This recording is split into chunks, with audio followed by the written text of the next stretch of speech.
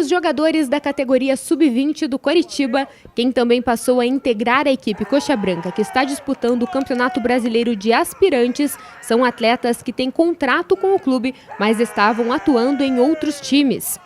É importante ressaltar, né, que a gente tinha alguns atletas emprestados para outros clubes, disputando outras competições, amadurecendo esportivamente com esse processo de empréstimo.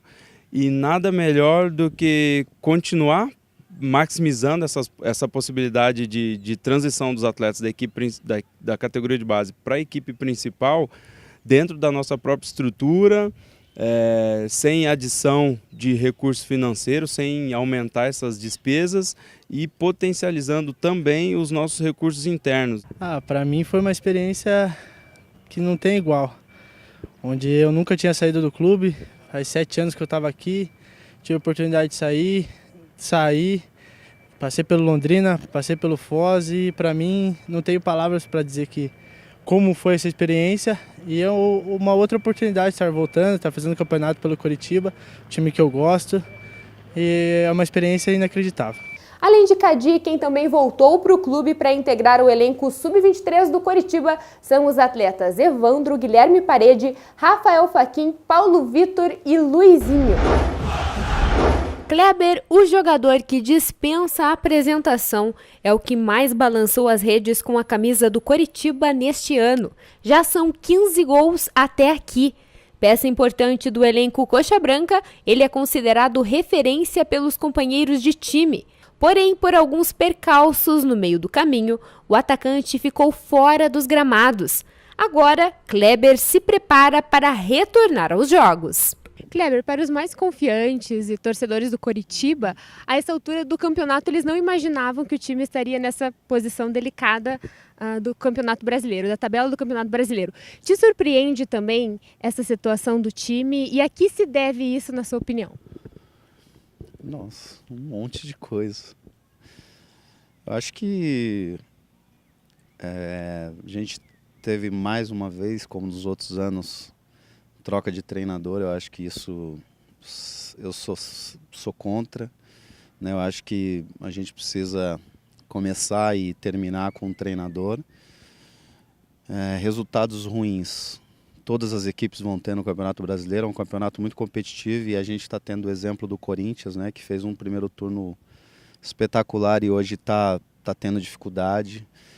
Palmeiras oscilou no campeonato no começo, agora está vindo de vitórias, né? Então a gente tem vários exemplos de times que estão em cima na tabela e oscilaram, né? E a gente, quando a gente começou a oscilar um pouco, que foi ali, sei lá, 12ª, 13ª, por aí, mais ou menos, a gente teve uma troca de treinador. Eu acho que isso influencia, né? Aí chegou o Marcelo, pega um time em andamento, um time que não foi formado por ele tem que dar um jeito, né, na equipe dentro da competição, uma competição difícil.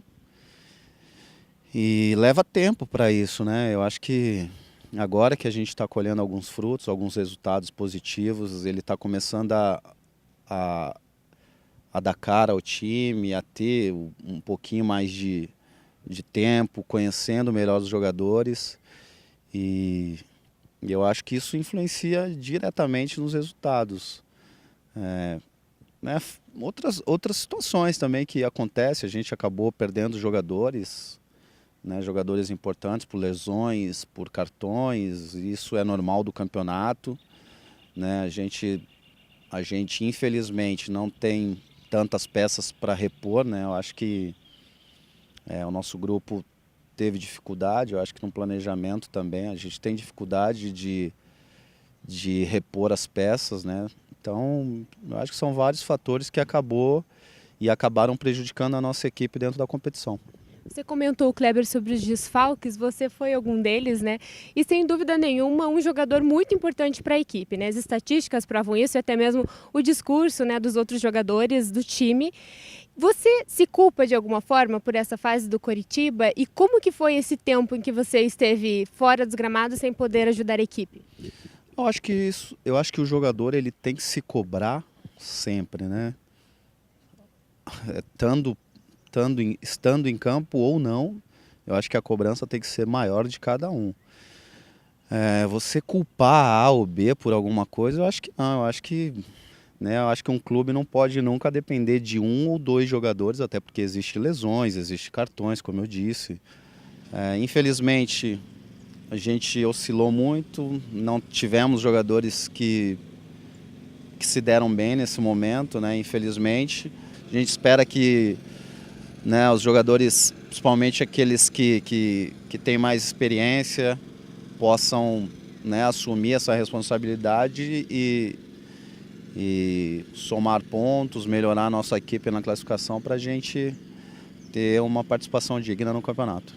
Falar um pouquinho, Kleber, sobre o apoio da torcida Coxa Branca, né? Eu acredito que seja muito ruim quando vocês estão jogando e de repente tem a torcida como um adversário ali, ou seja, ter um estádio cheio de torcedores apoiando o time incondicionalmente faz a diferença também nessa busca pelas vitórias.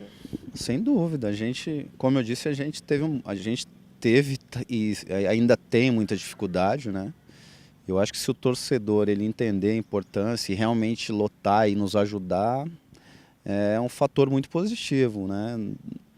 Um momento que eu acho que pegar no pé dos jogadores ou cobrar, eu acho que só acaba prejudicando o próprio clube, né? E eu acho que nenhum torcedor quer fazer mal ao seu clube. Então, o que a gente gostaria é que realmente o torcedor para esse jogo, né, para esses próximos jogos, enchesse o Couto, nos empurrasse, como a gente já viu em vários jogos isso acontecer. Né? Um exemplo foi a final do Campeonato Estadual, a gente viu casa cheia, nos empurrando, né? Então a gente já teve vários exemplos de outros clubes também que no momento difícil abraçou e o time melhorou. Então a gente espera que, né, esses últimos jogos que foram bons resultados, que o torcedor ele possa entender e ver que o grupo tem se esforçado para tirar o Coritiba dessa situação e que ele possa também nos ajudar a continuar dessa forma. Falando em próximos jogos, como que você enxerga o Coritiba daqui para frente e como você percebe também o pensamento da comissão técnica, jogadores em relação ao futuro do time? Terminar de uma forma mais digna possível, né? Eu acho que a gente ainda tem vaga de Sul-Americana em aberto, eu acho que a gente precisa buscar a vaga, a gente tem que lutar por isso, né? Infelizmente o nosso campeonato hoje não é o que era no começo, né? A gente pensava em coisa muito maior e hoje, né, a gente tem a oportunidade de classificar o Coritiba para a Sul-Americana, que seria uma competição internacional, uma competição que o clube esteve participando ano passado e foi uma experiência muito boa para todo mundo. Então a gente espera que esse ano de novo a gente possa classificar a equipe para o ano que vem a gente ter mais competições como não foi esse ano, que a gente possa jogar uma competição internacional, ver o nome do clube, né, para fora, levar para fora. Eu acho que o jogador ele tem que pensar dessa forma.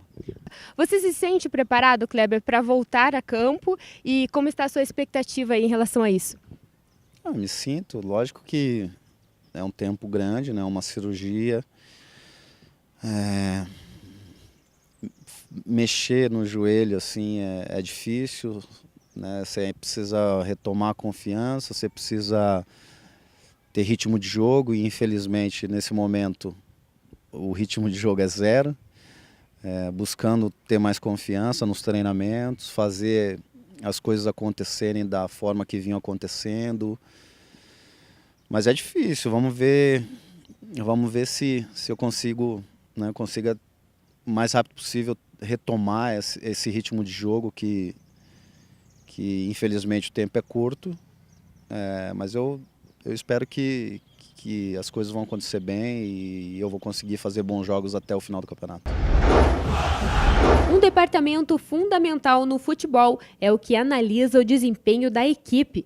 No Coritiba, 4 profissionais são responsáveis pelo monitoramento do time principal, das equipes das categorias de base do clube, bem como seus adversários. O trabalho basicamente se dá em duas vertentes, assim, a análise do Coritiba, então cada jogo que a gente joga É feita uma análise para identificar os nossos pontos positivos e aonde a gente não foi tão bem assim. Passar para o treinador, passar para a comissão, para que durante a semana nos treinos isso possa ser corrigido. E a outra vertente é em relação aos adversários, né? Então é monitorar, a gente tem um padrão aqui de monitorar os últimos 4 jogos do adversário sempre, para tentar encontrar os padrões de comportamento da equipe. Agora, por exemplo, contra o Avaí, a gente monitorou os últimos 4 jogos deles, né? 2 em casa e 2 fora. Identificar os padrões deles, como que eles jogam, né? Quais são os comportamentos nos momentos do jogo, na fase ofensiva, na fase defensiva, na bola parada. Tentar esmiuçar isso ao máximo e passar para o Marcelo e a sua comissão, bem como fazer a palestra para os atletas, né? Uma palestra de aproximadamente ali 7 minutos, que a gente tenta ali, num bate-papo com eles, mostrar, né, para eles tentarem entrar no jogo mais ou menos precavido e sabendo do que eles podem enfrentar durante o jogo. Neste ano, este departamento do Coritiba de análise de desempenho recebeu uma missão da Confederação Brasileira de Futebol: monitorar a seleção da Bélgica, possível adversário do Brasil na Copa do Mundo de 2018. Serão aí de 8 a 10 partidas analisadas, passadas. A CBF mandou mais ou menos um roteiro daquilo que ela espera, porém ela não quer tirar a criatividade de cada departamento. Então a análise tem um roteiro a ser feito, porém a gente pode incrementar com aquilo que a gente acha relevante. Então vai ser feito esse monitoramento e passado para a comissão técnica da seleção, que se porventura encontrar a Bélgica, já vai estar ali monitorado, né? Eu acho que é válido porque é uma forma também de você criar um laço com a CBF, de você participar um pouco desse processo, né? E criar uma networking com o pessoal também. Eu acho que esse é importante ressaltar. Mas o mais importante de tudo isso é que esse trabalho que vai ser feito para a CBF, né, de monitoramento da Bélgica, ele é feito basicamente rotineiramente aqui com os adversários que o Coritiba enfrenta. Então, basicamente, em vez de analisar o nosso próximo adversário, que vai ser continuado feita essa análise, a gente vai monitorar a Bélgica nessas datas específicas e passar esse feedback aí para a comissão do Tite. O Nação Coxa Branca já está terminando, mas antes vamos conferir quais foram os gols mais bonitos do mês de setembro e outubro. E o gol mais bonito de setembro foi esse aí, do Thiago Carleto no jogo contra o Botafogo. E o de outubro foi o do Ian Sassi no jogo contra o Sport. Que venham mais gols como estes e uma boa sorte para o Verdão neste brasileiro. Eu fico por aqui e te espero na próxima edição. Tchau!